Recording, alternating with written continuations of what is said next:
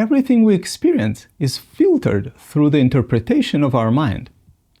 And because of how the mind works, we're prone to distortions or misinterpretations of reality. The tricky part is that we're so immersed in our minds that when it glitches, when it distorts our experience, it's incredibly difficult to notice. It feels like reality. Hi, my name is Ilya. I'm a mindfulness and meditation teacher, and I help busy people discover natural ease, joy, and resilience in the midst of their busy lives. Unfortunately, there are many ways our mind distorts or misinterprets what is going on. In this video, I want to talk about how resistance to your experience makes the situation look and feel way more difficult than it actually is. I will also share a practice that will help you recognize and balance your perception when this distortion happens. A few years ago, I was staying for a month at the Paok Monastery in Myanmar. It's in a beautiful tropical forest full of bugs and mosquitoes. To protect ourselves, we meditated under a mosquito net. Meditation periods were 90 minutes at a time, so you need to sit still for 90 minutes. One day, as I was getting under the net, a mosquito got in with me, and I didn't realize it. The bell rang, and the session started. I began to concentrate, sitting and meditating, and suddenly I started hearing a buzzing sound. And I quickly realized that it sounded way too close to be coming from outside the net. I had a very unwanted guest meditating with me.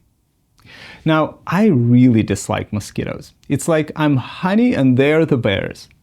If there is a mosquito in the room, it will find me and it will have its lunch. So I'm sitting there and the sound of the mosquito becomes the loudest sound in the room in my experience. My body gets tense and all that is going on through my mind is that I don't want to get bitten. Maybe it has malaria, who knows? A big part of meditation practice is practicing acceptance. It's feeling your experience just as it is. So I let myself really feel the tension, feel the resistance and the buzzing sound. A few minutes passed. To me, it felt like hours. And then something shifted. Suddenly, the sound of the mosquito wasn't so loud anymore. It was still there, but now I could hear the birds in the forest, the cicadas, the rustling of the leaves in the wind. I could hear my own breathing again. Nothing really changed in reality. The mosquito was still in my net. But allowing myself to experience my resistance and what I was resisting, it created conditions for my mind to rebalance my perception.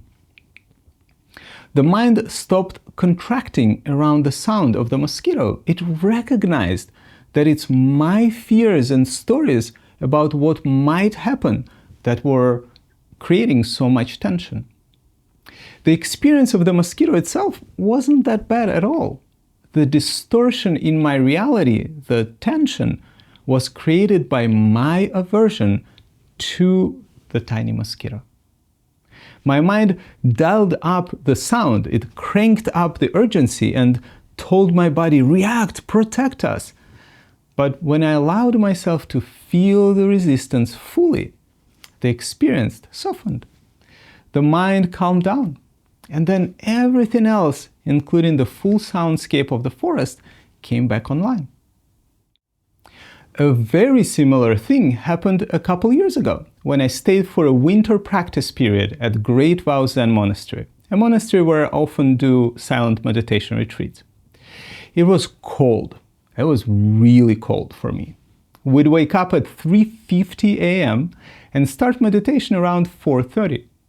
Not long after, we'd go outside for walking meditation. We walked barefoot in freezing temperatures on concrete sidewalk outside the meditation hall.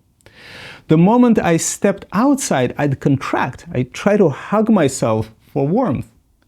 But the discomfort didn't go away. It actually got worse.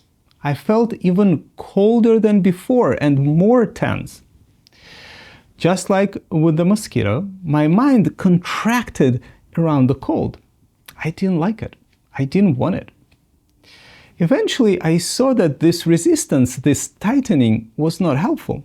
The cold itself was just cold, and my resistance made it feel much worse. So I let myself feel the aversion.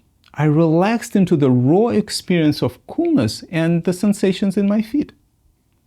In Zen, there is a saying, when you're cold, freeze to death. When you're hot, burn to death. And what it means is fully relax into your present experience. Let the moment be what it is. Experience it through your senses so deeply that it feels like you're one with it. It's also known as the state of flow. As I relaxed and surrendered to the sensations in my body, the cold stopped being a problem. It even became pleasant, and my awareness opened up. I started noticing the beautiful frozen meadow outside the meditation hall, the stars in the clear night sky, a beautiful, absolutely stunning forest in the dark. It was a wonderful, peaceful, and powerful experience of being alive in the very early morning, walking outside the meditation hall with 60 other people. So in both situations, the mosquito and the cold, what I was resisting wasn't actually so bad. Yes, it was mildly unpleasant at first, but not as bad as my mind made it feel like. And in both cases, the freedom, the balance of perception came not from escaping the experience, but from surrendering into it. So maybe ask yourself right now, is there something in your life that feels really difficult? Is the direct experience itself that bad? Or is it the resistance, the tension, the contraction around it that makes it feel unbearable? Can you, even if just for a little bit, very gently feel the resistance and what you're resisting? Feel it with curiosity. What does it reveal? When we're curious about something, it starts to naturally clarify itself.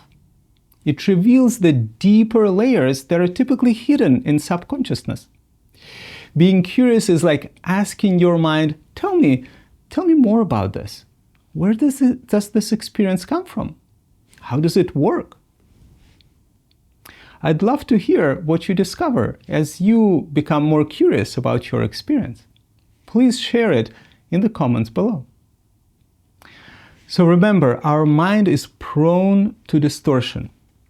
However, when we meet our experience with curiosity and surrender into it, we create conditions for the mind to balance its own perception. When you meet your experience with curiosity, if there is a distortion there, if reactivity is making things harder than they need to be, you'll see it, and you'll find freedom from it. Thank you for watching, and please stay curious.